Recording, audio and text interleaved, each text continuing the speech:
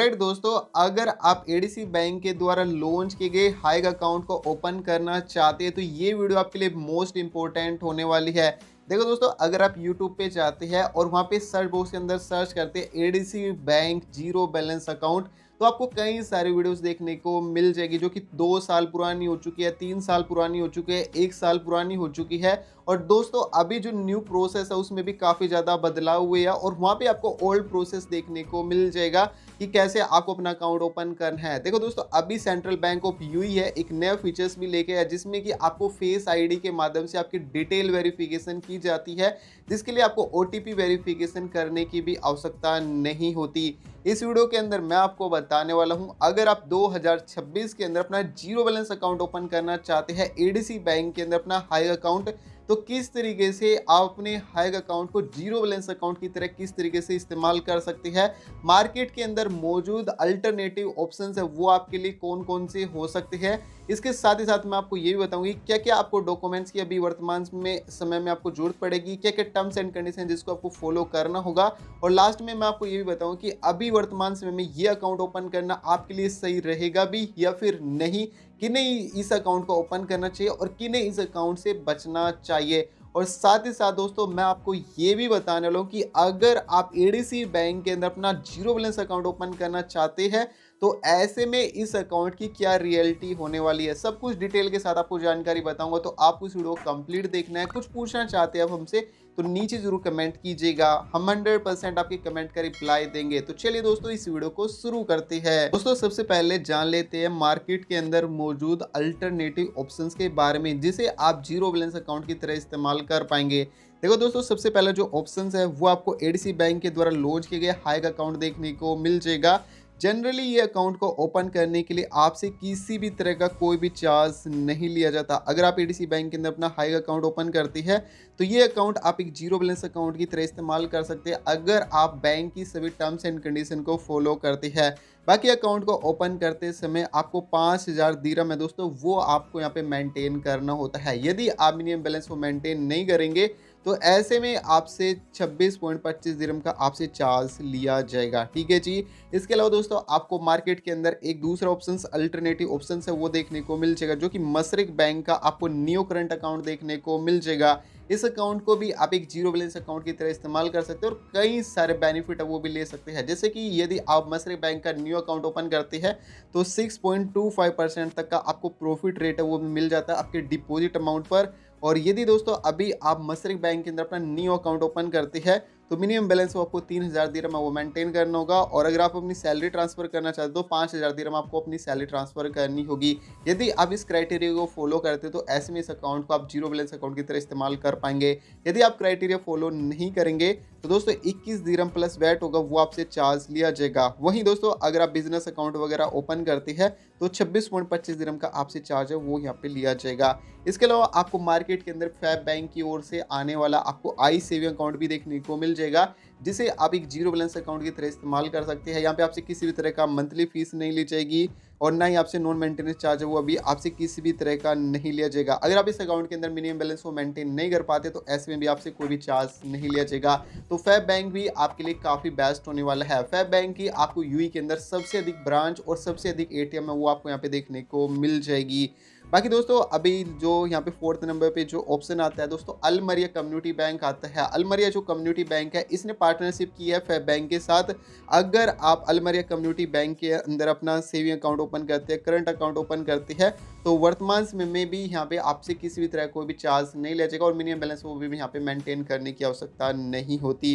Guys, अगर आप इस अकाउंट के अंदर मिनिमम बैलेंस वो मेंटेन नहीं कर पाते तो ऐसे में भी आपसे कोई भी चार्ज है वो नहीं लिया जाएगा। अब लास्ट जो फाइनल ऑप्शन आता है जिसे आप जीरो बैलेंस अकाउंट की तरह इस्तेमाल कर सकते हैं, रुइया बैंक का करंट अकाउंट आता है। ठीक है जी।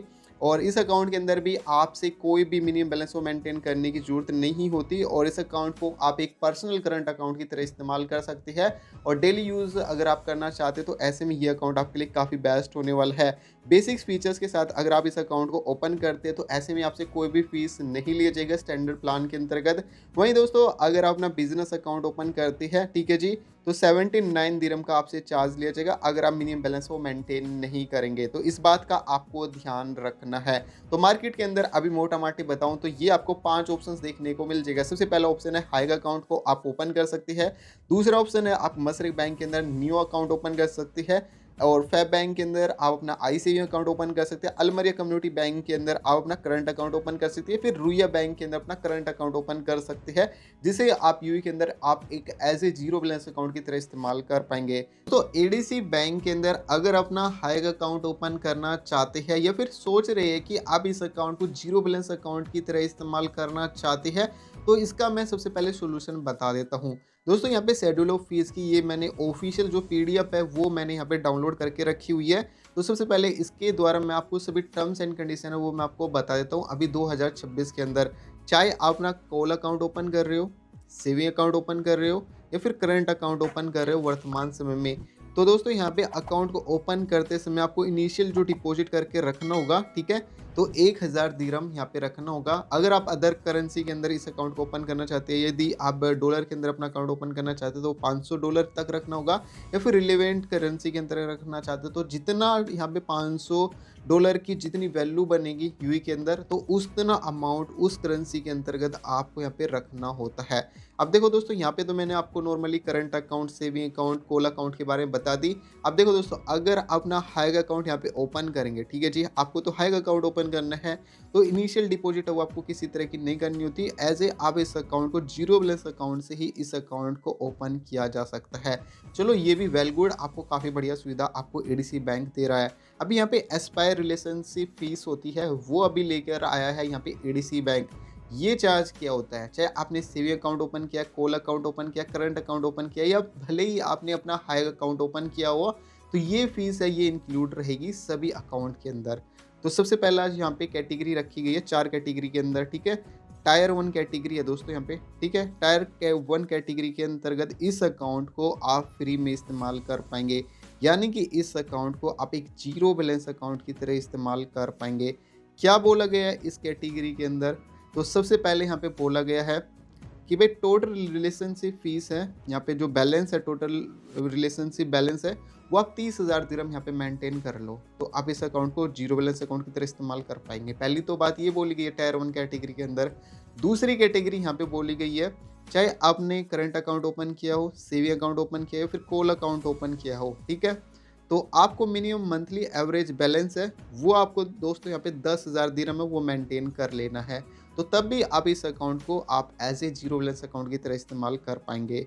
तीसरी कैटेगरी दोस्तों यहाँ पे बोली गई है कि अगर मान लीजिए आप यहाँ पे अकाउंट के अंदर, ठीक है जी, यहाँ पे आप 30,000 दिरहम भी नहीं मेंटेन कर पा रहे, 10,000 दिरहम मेंटेन नहीं कर पा रहे, तो यहाँ पे बोला कि आपके पास में अगर क्रेडिट कार्ड मौजूद है जिसमें कि 5,000 दिरहम यहाँ पे क्रेडिट लिमिट है, अगर वो है, या फिर आपने लोन लिया हो 5,000 दिरहम तक का एडीसी बैंक से, ठीक है जी, या फिर आप अपना करंट अकाउंट यहाँ पे ओपन किया हुआ आपने, या फिर सेविंग अकाउंट यदि आपने ओपन किया हुआ है, करंट अकाउंट के अंदर भी आपको 5,000 दिरहम मेंटेन कर लेना है और यहाँ पे सेविंग अकाउंट के अंदर भी आपको 5,000 दिरहम मेंटेन करना है, या फिर आपके पास में लोन है 5,000 दिरहम तक का, या फिर आपके पास में दोस्तों यहाँ पे क्रेडिट कार्ड मौजूद है जिसमें कि 5,000 दिरहम क्रेडिट लिमिट है। अगर आप इस क्राइटेरिया को फॉलो करते हैं कोई भी एक कैटेगरी को, तो तब भी आप इस अकाउंट को as a zero balance account की तरह इस्तेमाल कर पाएंगे। तो पहली कैटेगरी ये आपको देखने को मिल जाएगी अगर आप 2026 के अंदर एडीसी बैंक के हाइग अकाउंट को जीरो बैलेंस अकाउंट की तरह इस्तेमाल करते हैं,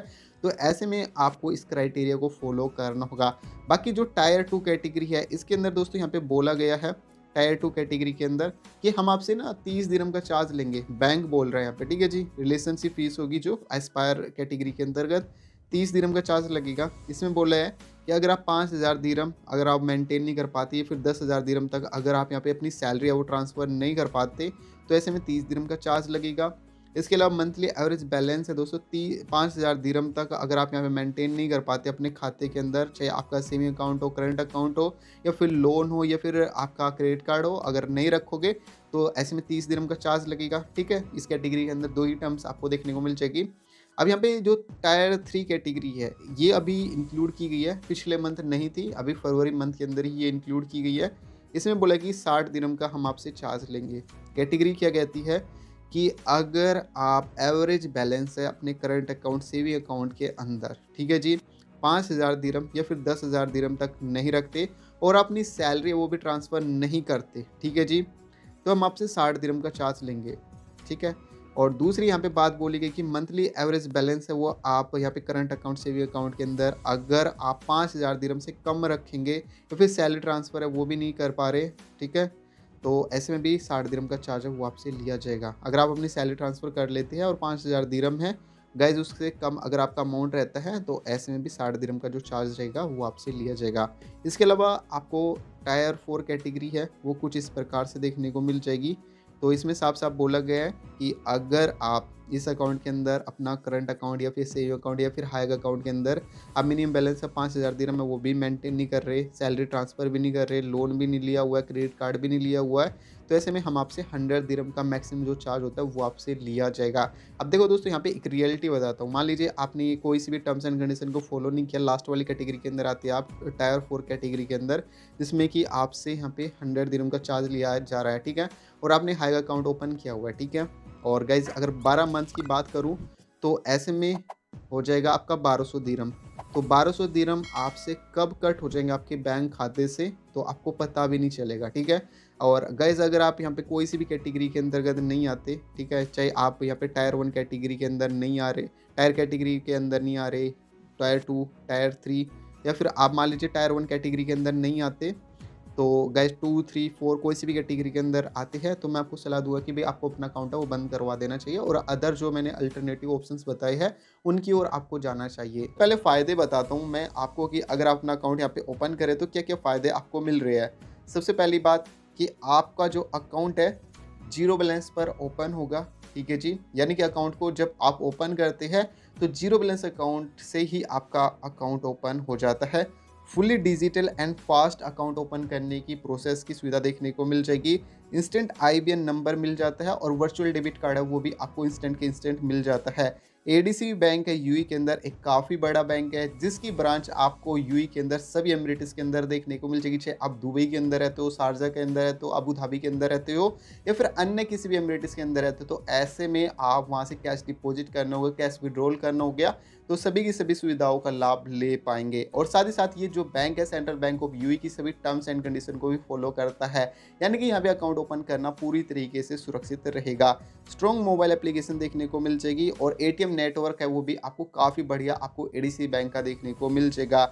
सैलरी ट्रांसफ़र करने जैसी सुविधा है वो भी यहाँ पे मिल जाती है और शॉर्ट टर्म के लिए आपको ये अकाउंट ओपन करना बेस्ट होने वाला है। अगर आप यूएई के अंदर घूमने के लिए गए हुए या फिर आप किसी भी कंपनी के अंदर काम कर रहे, चाहे आप लिस्टेड कंपनी के अंदर आप काम कर रहे हैं या फिर नॉन लिस्टेड कंपनी के अंदर आप काम कर रहे हैं, तो ऐसे में एडीसी बैंक का हाइग अकाउंट ओपन करना 2026 के अंदर आपके लिए काफ़ी ज़्यादा फायदेमंद हो सकता है। देखो दोस्तों, मैंने इस अकाउंट के जो फ़ायदे तो वो तो मैंने बता ही दिए। अब मैं बात करने वाला हूँ यहाँ पे नुकसान की। देखो, अगर हम फ़ायदे बताएंगे तो नुकसान रह जाएंगे, तो लोग बोलेंगे कि भाई आप तो इसी का प्रमोशन कर रहे हैं। हम किसी भी तरह कोई भी प्रमोशन नहीं करते और हम यहाँ पे जो भी वीडियो बनाते हैं एजुकेशन पर्पज़ के लिए बनाते हैं।